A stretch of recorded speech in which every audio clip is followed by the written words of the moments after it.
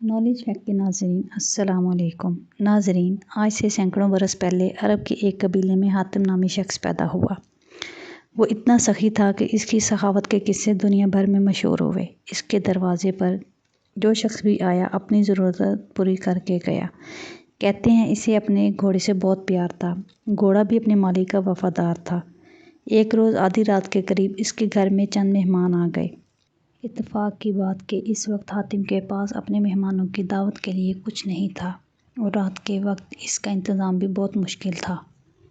हातिम ताई ने अपने पसंदीदा घोड़ा ज़िबा करके मेहमानों की दावत कर डाली और मेहमान नवाजी की लाज रख ली। एक मरतबा अरब के सरदारों की दावत की। इस रोज़ 40 ऊँट ज़िबा किए गए। दावत ख़त्म हुई। सरदार आपस में इधर उधर की बातें करने लगे। गुफ्तगू हातिम ताई की सखावत के मुतल्लिक होने लगी।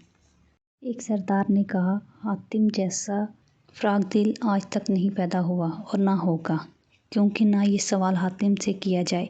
एक सरदार ने कहा। चुनाचा हातिम से पूछा गया कि इसने अपने आप से ज़्यादा सखी और अजीम इंसान देखा या सुना है।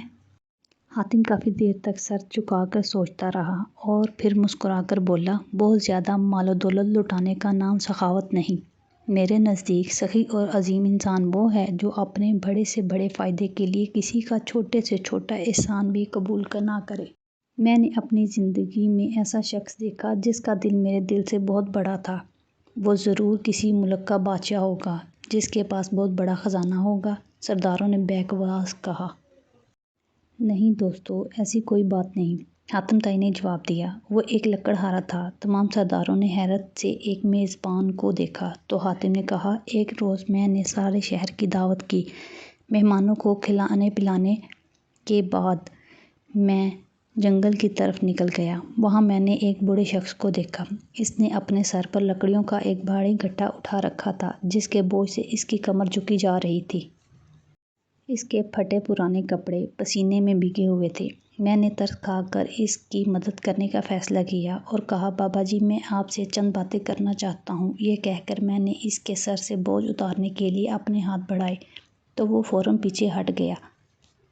फिर इसने अपना बोझ ज़मीन पर रखा और कहने लगा, इंसान को अपना बोझ खुद संभालना चाहिए। लोगों के कंधों पर सवार होकर तो सिर्फ कब्र की तरफ जाया जाता है।